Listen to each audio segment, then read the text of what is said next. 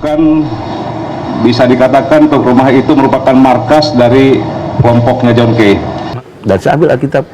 Saya thinking, dalam nama Tuhan Yesus adalah iblis. Kalau saya mati masuk surga. Saya nggak mau mati masuk neraka.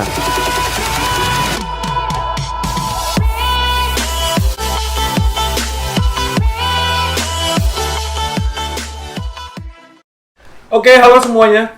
Ketemu lagi dengan saya, Joy Manik, di YouTube channel Beritakan Kebenaran, True Faith Always Seeking Understanding. Oke, jangan lupa sebelum kita melanjutkan video ini, please share, like, and subscribe channel YouTube saya ini, supaya kita bisa mendapatkan video berikutnya dan juga boleh mendukung pelayanan melalui media YouTube. Kita mendengarkan sebuah berita, dan beritanya mungkin cukup mengejutkan bagi beberapa orang, yaitu John Kay, yang konon adalah orang yang sudah bertobat dan berkali-kali diwawancara, dan kemudian hari ini dapat berita bahwa dia ditangkap lagi dengan kasus yang cukup berat, atau mungkin sangat berat ya. Beberapa rekan merespon dan berbincang di sebuah grup WA, dan pembicaraannya memang menjadi tidak enak banget, dan ini bukan kasus yang pertama. Sepertinya orang Kristen yang kemudian sudah digadang-gadang itu bertobat melalui semua kejadian yang sangat spektakuler, lalu kemudian melakukan hal yang sama dan diekspos kembali. Oke, saya akan coba berikan beberapa komentar saya yang mungkin juga bisa menjadi bagian perenungan kita di dalam situasi yang melihat situasi yang seperti ini. Ya, yang pasti pertamanya kita pasti kecewa banget karena ada banyak anak Tuhan yang kemudian sudah betul-betul bertobat sih, kelihatannya emang dia udah sudah ya menyatakan dengan kata-katanya bahwa dia sudah bertobat, lalu kemudian dia mau meninggalkan kehidupan lamanya, dan seterusnya dan seterusnya. Hal ini ketika kita mendengarnya tentu saja membuat kita sangat bahagia. Bahkan kita tanpa ragu men-share semua kesaksian ini, atau bahkan beberapa orang yang sudah menjadwalkan orang-orang tersebut ketika keluar dari penjara, panti rehabilitasi, diundang dan kemudian bersaksi. Nah, ini adalah menjadi pergumulan kita semua, apalagi gereja Tuhan, ketika kita menempatkan seseorang menjadi sebuah sosok, ya, seorang sosok yang menjadi panutan, dan bebannya memang kembali kepada orang tersebut dan juga gereja. Tapi kali ini kita nggak akan bahas tentang gerejanya, tapi akan coba melihat apa yang terjadi di dalam kehidupan John Kay dengan apa yang saya juga pernah alami. Oke, by the way, saya pernah sharing juga di YouTube sebelumnya. Silakan Anda dapatkan di video-video sebelumnya. Waktu saya wawancara dengan ibu saya, mama saya. Ya, waktu itu juga mengatakan bahwa saya ini bukan orang yang tiba-tiba satu kali lalu bertobat. Ya, bahkan berkali-kali saya juga sering sekali ngomong tentang Tuhan, bersaksi di beberapa gereja bahwa Tuhan Yesus sudah menyelamatkan saya, sudah menebus saya, sudah melepaskan saya dari kecanduan narkotika dan lain sebagainya, mengubah hidup saya sedemikian rupa. Tapi yang terjadi adalah saya kembali jatuh dan jatuh lagi. Nah, ini menjadi beberapa hal yang kita menjadi concern kita. Nah, saya akan coba bagikan apa saja yang mungkin kita bisa dapetin dari semua pengalaman kehidupan yang kita lihat di sekeliling kita, melalui juga refleksi hidup saya tentunya. Oke, yang pertama adalah begini. Setiap orang di dalam natur berdosanya itu selalu akan punya potensi untuk jatuh kembali di dalam dosa yang sama. Oke, dan di hadapan Tuhan itu nggak ada dosa kecil, dosa besar. Pada waktu kita melihat beberapa dosa, kadang-kadang kita juga bisa melihat bahwa ini dosa yang lebih besar, dosa kecil. Misalnya dosa yang besar itu adalah perzinahan, penipuan, narkotika, korupsi, dan lain sebagainya. Dan dosa kecil mungkin hal-hal yang sederhana, misalnya kita nyontek, atau misalnya kita melakukan emosi, kemarahan yang tidak bisa terbendung, dan lain sebagainya. Tapi di hadapan Tuhan tidak ada dosa besar, dosa kecil, itu udah pasti. Cuma problemnya adalah kita tidak hanya berurusan dengan hal-hal yang sifatnya itu pada Tuhan, tapi juga hal yang sifatnya itu horizontal kepada manusia, maka ada hukuman sosialnya. Dan problemnya adalah ketika kita bukan hanya orang yang berdosa, tapi juga orang berdosa yang diekspos oleh media. Dan ini juga yang menjadi refleksi saya sih ketika bermain, ya, melakukan aktivitas yang cukup aktif di media sosial, di YouTube dan media sosial, di Instagram. Oke, by the way, jangan lupa follow Instagram saya di bawah ini. Bukan cuma itu, tapi juga kita menjadi satu refleksi begini, ketika kita share sesuatu, itu bukan hanya yang penting share, tapi juga share yang penting-penting dong, harusnya kan begitu ya. Nah, ada banyak hal yang terjadi ketika kita itu sharing sesuatu, lalu kemudian apa yang menjadi sharing kita itu malah menjadi bumerang, backfire kepada kita. Jadi ada orang yang merasa, lu kok suci banget sih posting-posting dengan hal-hal yang sifatnya rohani. Oke, maka natur manusia yang berdosa ini kita harus pahami bahwa semua manusia itu berdosa, termasuk juga hamba Tuhan, pendeta, penginjil, misionaris, siapapun dia itu manusia yang berdosa. Bahkan kalau kita kembali kepada Alkitab, tokoh-tokoh yang sangat besar yang dikisahkan dalam Alkitab pun orang yang berdosa, bahkan mereka jatuh bangun, men. Ketika mereka itu melawan kedagingan dan melawan kuasa si jahat. Jadi itu jatuh bangun. Jadi kalau aku mau bilang begini, selama kita sadar bahwa kita ini hanya bisa baik karena kasih karunia anugerah Tuhan, maka kita harus melihatnya itu beyond, melampaui dan melebihi manusia itu sendiri. Bahwa ketika manusia jatuh dalam dosa, kasih Tuhan itu nggak pernah berkurang. Tapi waktu manusia itu berhasil taat terhadap firman-Nya, kasih Tuhan juga nggak pernah bertambah. This is the gospel of Jesus Christ. Ini kabar baik buat kita semua. Bahwa setiap orang yang jatuh berhak mendapatkan pengampunan dan second chance, kesempatan yang kedua untuk memperbaiki hidupnya. Dan bagi saya ini penting banget untuk kita memahami apa yang terjadi kepada John Kay. Siapapun kita yang mendengarkan video ini saat ini juga harus memahami bahwa John Kay pun adalah seorang manusia yang berdosa. Mungkin ada bertanya-tanya, kalau gitu Pak, ngapain juga ada wawancara seperti yang di bawah ini setelah berapa? Wawancara itu betul-betul mengagumkan.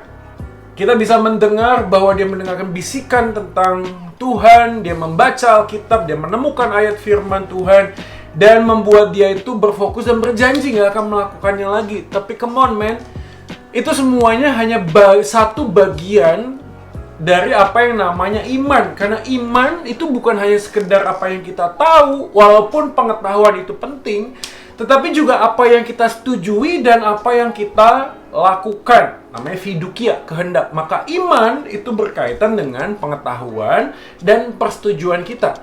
Di dalam taraf tertentu, iman itu butuh ujian. Iman itu butuh proses untuk kita bisa semakin mengenal dan semakin bertumbuh. Maka poinnya adalah di sini. Kalau saya merefleksi hidup saya dahulu, apa yang membuat saya jatuh bangun adalah ketika saya tidak menjaga relasi saya dengan Tuhan. Saya sedikit buka kartu. Beberapa orang yang jatuh di dalam kehidupan lama, itu mempunyai banyak masalah terhadap luka dan juga masa lalu. Itu nggak bisa dipungkiri sih. Bagaimana kita itu dididik dalam kehidupan orang tua kita, di dalam keluarga kita, bagaimana kita menjalani kehidupan masa lalu yang penuh dibully dan lain sebagainya, sehingga pada saat yang sama tanpa sadar, di bawah kekuatan kemampuan kita untuk memahami, kita melakukan sebuah tindakan sebagai sebuah bentuk protes atau pemberontakan. Atau mungkin juga pengakuan diri. Sehingga ini menjadi sangat sulit sekali ketika kita masuk di dalam sebuah dunia yang selalu menawarkan sebuah prestasi atau penilaian diri dengan apa yang kita punya. Dan ini menjadi pergumulan. Buat saya secara pribadi, kenapa saya jatuh bangun di dalam pergumulan dengan narkotika? Saya susah sekali untuk menjadi orang sebagaimana saya ada di tengah-tengah sebuah komunitas. Dan ini tidak mudah, sekali lagi tidak mudah. Dan saya mencoba untuk memahami apa yang John Kay kemudian, kalau kita dengar beritanya adalah karena dia tidak setuju, tidak suka dengan hutang, pembagian, dan lain sebagainya. Saya tidak akan membahas bagian itu. Tapi mungkin saja yang terjadi adalah ketika itu John Kay itu tergerak karena ego di dalam diri, harga diri, nilai diri, identitas diri yang kemudian ditentukan dari apa yang saya bisa lakukan. Kan demikianlah manusia sebenarnya. Jadi poinnya adalah, pada waktu kita melihat kasus seperti John Kay, seperti saya, apa yang harus kita lakukan adalah kita harus berbelas kasihan. Gak mungkin ada saya hari ini kalau tidak ada orang yang memberikan kesempatan demi kesempatan untuk saya bisa berubah, untuk saya bisa terus disempurnakan, untuk saya bisa memahami dan mengerti pertobatan-pertobatan di dalam semua jenjang kehidupan saya. Tetapi satu hal yang saya yakini adalah ketika kita sudah di dalam Kristus, maka Yesus itu akan membuat kita itu semakin hari semakin ingin kenal Dia. Maka setiap anak Tuhan itu tidak akan pernah bisa dinilai kehidupannya sebelum the end, sebelum akhir hidupnya. Bahkan kalau kita mengacu kepada Alkitab, penjahat di samping Yesus pun ketika di akhir hidupnya, Yesus masih menerima dia. Come on, man. Dia masih diberi kesempatan untuk berjumpa dan bersama dengan Yesus di Firdaus. Maka anugerah keselamatan itu bukan ditentukan dari perbuatan baik kita, tetapi karena status kita yang dibenarkan di dalam Kristus. Mungkin ada bertanya, kalau gitu, apakah John Kay sungguh-sungguh mengenal Tuhan Yesus? I don't know.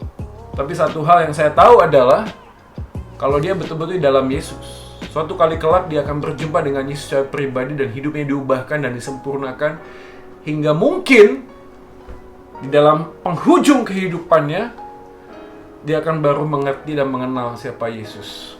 We don't know. Tapi kita nggak bisa punya hak untuk menghakimi lalu menilai bahwa apa yang terjadi terhadap John Kay adalah sesuatu yang satu mungkin kita bisa maklumi, sehingga kita tidak lagi melihat perbuatannya sebagai sesuatu yang jahat, terlepas dari alasannya. Saya tidak tahu juga alasannya. Tapi apapun juga alasannya, apa yang dia lakukan sudah pasti salah. Apapun alasannya. Karena bukan berarti kita ini benar, lalu kita berhak melakukan segala sesuatu terhadap orang lain. Nggak begitu juga kali. Tapi yang kedua adalah kita kemudian menjadi hakim dalam dunia ini dan menilai bahwa semua orang yang mengaku percaya pada Yesus itu nggak bisa dipercaya. I don't think so. Kita juga nggak bisa berpikir demikian. Ada banyak anak-anak Tuhan hari ini yang sungguh-sungguh hidup di dalam iman percaya mereka. Saya punya banyak teman yang dulu juga pecandu dan hidupnya sangat jahat dahulu. Saya tahu hari ini diubahkan sedemikian rupa, sehingga dia hari ini menjadi saksi bagi Kristus, sudah puluhan tahun melayani Tuhan, walaupun tidak ada jaminan. Sekali lagi, seperti saya hari ini juga konselor pada ngomong bahwa sugesti terhadap obat-obat terlarang, narkotika itu sampai mati nggak akan pernah bisa hilang. Lalu saya mengacu dan mengevaluasi hidup saya dahulu, maka kuncinya adalah kedekatan relasi saya terhadap Tuhan, kepada Tuhan. Selama saya terus menjaga relasi saya bersama dengan Tuhan, semua sugesti, pikiran buruk, egoisme, ya, pikiran-pikiran negatif itu bukan hilang, tetapi bisa dikuasai dan dikendalikan oleh firman Tuhan.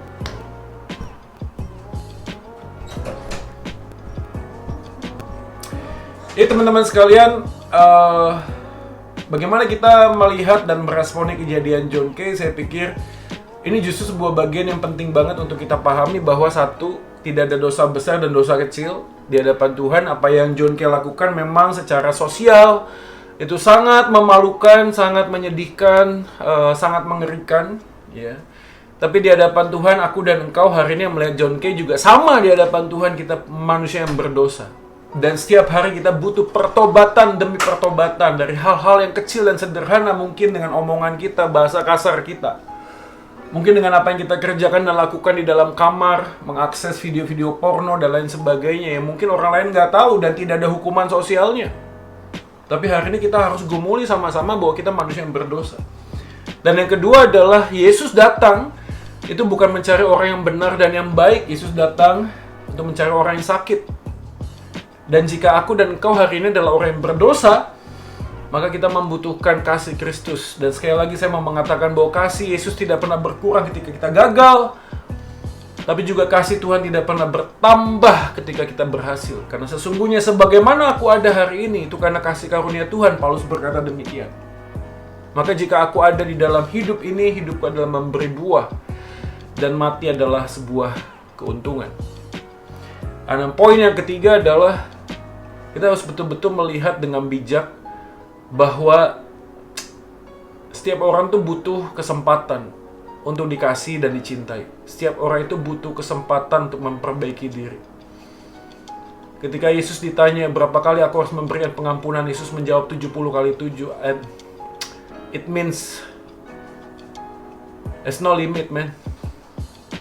Dan jikalau hari ini kita punya sebuah pergumulan untuk mengampuni papa dan mama kita, anak-anak kita, orang tua kita, rekan kerja kita, kita butuh kasih karunia yang lebih besar untuk memahami kasih Yesus di atas kayu salib yang begitu besar, mengasihi dan mengampuni kita. Sehingga rasanya tidak ada alasan untuk kita tidak mengampuni orang lain yang bersalah kepada kita. Karena kita pun tidak menjadi orang yang benar di hadapan Tuhan, tetapi Kristus terus membuka tangannya untuk kita kembali kepada Dia dengan segala kenajisan, dosa-dosa yang kita lakukan di dalam dunia ini. Oke, itu saja seri saya. Ini betul-betul on the spot dan saya hanya berpikir apa yang saya bisa pikirkan. Dan sebagai penutup saya akan membacakan Yohanes pasal yang ke-15, dikatakan di ayat yang ke-12, inilah perintahku, yaitu supaya kamu saling mengasihi. Seperti aku telah mengasihi kamu, tidak ada kasih yang lebih besar daripada kasih seorang yang memberikan nyawanya untuk sahabat-sahabatnya. Kamu adalah sahabatku. Jikalau kamu berbuat apa yang kuperintahkan kepadamu, aku tidak menyebut kamu lagi hamba, sebab hamba tidak tahu apa yang diperbuat oleh tuannya, tetapi aku menyebut kamu sahabat, dan aku telah memberitahukan kepada kamu segala sesuatu yang telah kudengar dari Bapakku. Bukan kamu yang memilih aku, tetapi akulah yang memilih kamu, dan aku telah menetapkan kamu supaya kamu pergi dan menghasilkan buah. Dan buahmu itu tetap, supaya apa yang kamu minta kepada Bapa dalam namaku diberikannya kepadamu. Inilah perintahku kepadamu, kasihilah seorang akan yang lain. Kiranya Tuhan Yesus memberkati. Dan sekali lagi jangan lupa share, like, and subscribe video di bawah ini. Dan kiranya Tuhan tetap memberikan kita semangat dan sukacita dan tetap sehat. Soli Deo Gloria, Tuhan Yesus memberkati kita. Goodbye.